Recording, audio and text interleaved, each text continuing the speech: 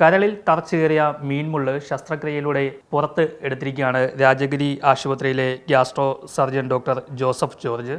ഇതിപ്പോൾ ഈ പേഷ്യൻറ്റിൻ്റെ ഒരു കഥ എന്ന് പറഞ്ഞു കഴിഞ്ഞാൽ പേഷ്യൻ്റ് ഒരു പനിയും ഒക്കെ ആയിട്ട് വരികയായിരുന്നു. അപ്പോൾ ആ പനി മാറാതെ നിന്ന് മെഡിസിൻ വിഭാഗത്തിലെ ആൾക്കാർ എന്തുകൊണ്ടാണ് പനി എന്നുള്ളത് നമ്മൾ സാധാരണ ടെസ്റ്റുകളെല്ലാം ചെയ്ത് നോക്കിയിട്ടും ഒന്നും കാണാതെ പിന്നെ സ്കാനുകളിലേക്ക് ചെന്ന് കഴിഞ്ഞപ്പോഴാണ് ലിവറിൽ ഒരു പഴുപ്പ് പോലെ ഇരിക്കുന്നത് കണ്ടു. അത് സൂക്ഷ്മമായി നോക്കിക്കഴിഞ്ഞപ്പോൾ അതിൻ്റെ അകത്ത് ചെറിയൊരു നാര് പോലത്തെ ഒരു മുള്ളിൻ്റെ ലക്ഷണം പോലെ കണ്ടു. ആൾക്ക് പക്ഷേ ഇത് കഴിച്ചതിൻ്റെ ഒന്നും ഓർമ്മയൊന്നും ഇല്ല. അത് എപ്പോഴോ കഴിച്ചു എന്നുള്ളത് മാത്രമേ ഉള്ളൂ. അത് അങ്ങനെ ഒരു ഓർമ്മയില്ല. ഈ പനി ആണ് എന്ന് കരുതി ചികിത്സിച്ചിരുന്നെങ്കിൽ ഒരുപക്ഷെ ജീവൻ അപകടത്തിലാകുമായിരുന്നു. നമ്മൾ ഈ പനി മാറത്തില്ല.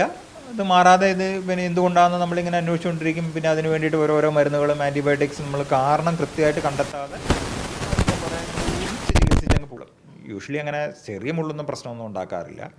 തന്നെ കുഴപ്പമില്ലാതെ അങ്ങ് പോകും. ഒരു മുള്ള് അകത്തേക്ക് പോയി ചിലർക്ക് തൊണ്ടയിൽ തടഞ്ഞിരിക്കുന്നതായിട്ടായിരിക്കും മിക്കവർക്കും തോന്നുക. അപ്പം ആ ഒരു സമയത്ത് എന്ത് ട്രീറ്റ്മെൻറ്റ് എടുക്കേണ്ടത്? ചിലപ്പോൾ ഇത് പോകാറില്ല, അവിടെ തന്നെ ഇരിക്കുക. ഇതിൽ രണ്ട് കാര്യമുണ്ട്. ചിലപ്പോൾ ഈ മുള്ള് ഒരഞ്ഞങ്ങ് ഇറങ്ങി പോകുമ്പോഴത്തേക്കും ചിലപ്പോൾ അതങ്ങനെ അവിടെ കീറും. അതിൻ്റെ ഒരു ചെറിയൊരു അൾസർ പോലെ വരും. അപ്പം അങ്ങനെയുള്ള കേസുകളിലായാൽ പോലും അവിടെ എന്തോ ഇരിക്കുന്നുണ്ട്, തടയുന്ന പോലെ ഉണ്ടെന്നുണ്ട്.